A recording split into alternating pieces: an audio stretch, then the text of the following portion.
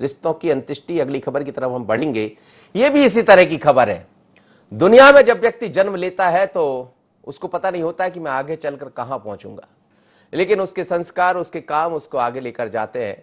धीरे धीरे कर कर मौत के उस समय जब हम पहुंच जाते हैं, उम्र के उस पड़ाव पर, जब मौत होती है, सामान्य तौर पर मौत होती है। एक ऐसा ही मामला आया सुजालपुर से, जहां 2 बीघा जमीन के खातिर मर गई है मानवता। एक वृद्ध की मौत हुई और उसके बाद उनके परिवार के जो लोग थे, उनके बेटे थे, वही उनको नहीं रखना चाहते थे। बेटी ने यह मौका नहीं छोड़ा और बेटी ने 6-8 महीने पहले अपने पास उसको रख लिया, उस वृद्ध को। बाद में उनकी किसी कारणवश से मौत हो गई। अब तमाम सारे लोगों की निगाहें उस पर टिक गई कि 2 बीघा जमीन है, तो सबके रिश्ते याद आ गए। यानी आप देखिएगा कि कैसे रिश्ते तार तार हो रहे हैं। जमीन के लिए तो रिश्ते बन जाते हैं, लेकिन जहां जरूरत पड़ती वृद्धावस्था में जिस बेटे की कि वो शायद बुढ़ापे की लाठी बनेगा, वो नहीं आता है। बेटी ने एक कदम उठाया, पर आज मुश्किल में पड़ गई। वृद्ध की शव की अंत्येष्टि नहीं करने दी गई। अंत्येष्टि इस बात पर अटक गई कि पहले मामला ठीक किया जाए। पुलिस तक मामला पहुंचा। बेटी का यह कहना था कि अंत्येष्टि मैं करूंगी। और जो बाकी लोग थे, जिन्हें रिश्ते अभी तक याद नहीं थे, उनको अपने रिश्ते याद आ गए, क्योंकि सामने 2 बीघा जमीन थी।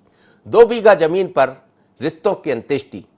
आप सुनिएगा, हम दिखाते हैं इस पूरे मामले को लेकर आखिर पुलिस का क्या कहना, क्यों हमें यह कहना पड़ रहा है कि रिश्ते इतने कमजोर हो गए हैं कि अब रिश्तों को भी अंत्येष्टि होने लगी। सुनिएगा जरा क्या कहना है पुलिस का।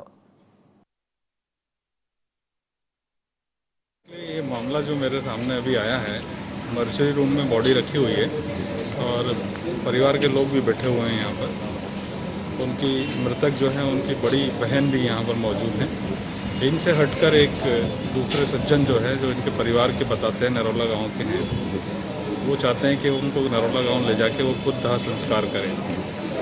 लेकिन जब पूरे मामले को देखा गया तो ये पता चला कि वो बाबा जो है पिछले कई महीनों से अपनी बड़ी बहन और उनके बहन के जो भांजे वगैरह हैं, उनके यहाँ रह रहे थे, अपना इलाज विलाज भी करा रहे थे, वो उनकी सेवा कर रहे थे। तो निश्चित तौर पर जहाँ पर वो रह रहे थे, जहाँ उनकी सेवा हो रही थी, वहीं उनको जो है दाह संस्कार होना चाहिए। और बड़ी बहन का जब वो मौजूद है तो वो माँ के समान रहती है भाई के लिए, तो वो उनका हक पहले बनता है और सुपुर्द भी उनको ही करना चाहिए। अभी जैसे जो आपत्ति कर रहे हैं वो आ जाएंगे तो उनके वो जरा समझाइश देते हैं, फिर इसका निराकरण कर लेंगे।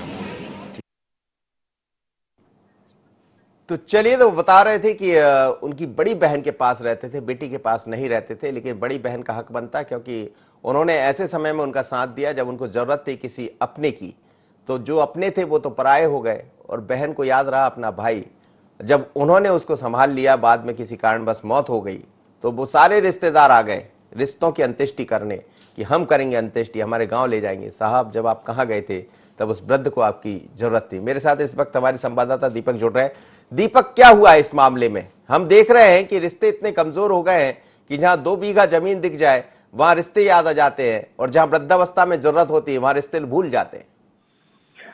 निश्चित मनोज जी मैं आपको बताना चाहूंगा, हमारी ये खबर, हमारी ये तस्वीरें आज एक समाज के गाल पर एक तमाचा है, जो सीधे सीधे कहीं ना कहीं जन संवाद या जन सेवा या सरकार की कई हितैषी योजनाओं की बात करते हैं। हम आपको जो तस्वीरें बता रहे हैं वो बहरावल निवासी जीतमल की है, जो जीतमल जीते जी तो सुख नहीं पा पाया, लेकिन मरने के बाद भी उसके शरीर को पूरे प्रशासनिक अमले ने इस तरह से कहीं ना कहीं घसीटने का प्रयास किया। हालांकि प्रशासन इसमें का साधुवाद है, जो प्रशासन ने इसको पूरी गंभीरता से मामले को लिया है। मैं आपको बताना चाहूंगा कि मृतक जीतमल का दूर दराज एक रिश्तेदार परिवार जो अपने साथ रहा करता था, उसने लगभग 7 माह पहले इसे दर दर की ठोकरें खाने के लिए मजबूर कर दिया था।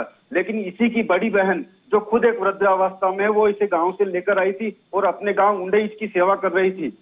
लेकिन देर रात जब जीतमल की मौत हो जाती है, तब आज सुबह पूरे विधि विधान से, हिंदू रीति रिवाज से, धूमधाम से ये गरीब बहन अपने भाई का अंतिम संस्कार कर रही थी। तभी अचानक वहां पर दबंग भाई वक्त पहुंचा 5-25 लोगों को लेकर, और कहा कि शव को हम ले जाएंगे। साथ में जब प्रशासन ने इस बात की इजाजत नहीं दी तो उसने बुजुर्ग महिला पर यह गंभीर आरोप लगाया कि मेरे जो परिजन है, इनकी हत्या की गई है, पुलिस इसका पोस्टमार्टम करवाए। हालांकि पुलिस को दोनों ही पक्ष सुनना थे, इसलिए शव को पोस्टमार्टम हेतु यहाँ पर लाया गया। फिलहाल स्थिति जस की तस बनी हुई है। दोनों ही पक्ष ये कहने को, मानने को तैयार नहीं कि इसका अंतिम संस्कार कहाँ हो। लेकिन जो यहाँ पर तहसीलदार पहुंचे, उनका कहना है कि निश्चित जहां मृतक ने अंतिम सांस ली है, जिसकी बहन ने उसकी सेवा की है, निश्चित अंतिम संस्कार का हक भी उसी को होना चाहिए। मैं आपको बता दूं मनोज, पूरा मामला 2 बीघा जमीन और एक छोटी सी कुटिया को लेकर है, जो कुटिया भी इंदिरा आवास योजना के तहत इसको बनाकर प्रशासन ने दी थी। जो इसके दूर के रिश्तेदार है वो सिर्फ अंतिम संस्कार इसलिए करना चाहते हैं, सीधे सीधा हमारा आरोप है उनके ऊपर, क्योंकि अगर सेवा ही करना थी तो 6 महीने क्यों दर दर की ठोकरें खाने पर मजबूर किया। लेकिन आज अगर अंतिम संस्कार अपने गांव ले जाकर कर देते हैं तो उनका 2 बीघा जमीन और उस इंदिरा आवास की कुटिया पर मालिकाना हक हो जाएगा। इसी बात को पूरा द्वंद्व फिलहाल चल रहा है मनोज। जी जी, चलिए दीपक, आपका बहुत धन्यवाद। लेकिन क्या होता है, रिश्तों के नाम पर कैसी चीजें लूट मच जाती है। जब मौत हो गई तब सबको रिश्ते याद आ गए, क्योंकि उसके पास 2 बीघा जमीन है, क्योंकि उसके पास एक इंदिरा की कुटीर है और उस कुटीर पर कब्जा करना चाहते हैं भाई उनके। लेकिन भाई को ये समझ नहीं आया कि खून के रिश्ते क्या होते हैं। खून के रिश्ते इससे बढ़कर होते हैं 2 बीघा जमीन से। तो बहन ने तो याद कर लिया, भाई भूल गए। और जब बहन ने याद किया तो आज उस बुजुर्ग के हाल हो गए कि जिसकी अंत्येष्टि हो जाना चाहिए था, विवाद के कारण अब पोस्टमार्टम होगा और पोस्टमार्टम के बाद अंत्येष्टि होगी। सवाल यही कि आखिर रिश्तों की अंत्येष्टि कब तक होती रहेगी। रिश्ते इतने बड़े हो गए, जमीन से बढ़कर हो गए। लगता तो यही है, दिखाई तो यही देता है। रिश्तों की अंत्येष्टि इतना ही। यहां एक छोटा सा ब्रेक लेते हैं, ब्रेक के बाद लौटेंगे तो अगली खबर पर बात करेंगे।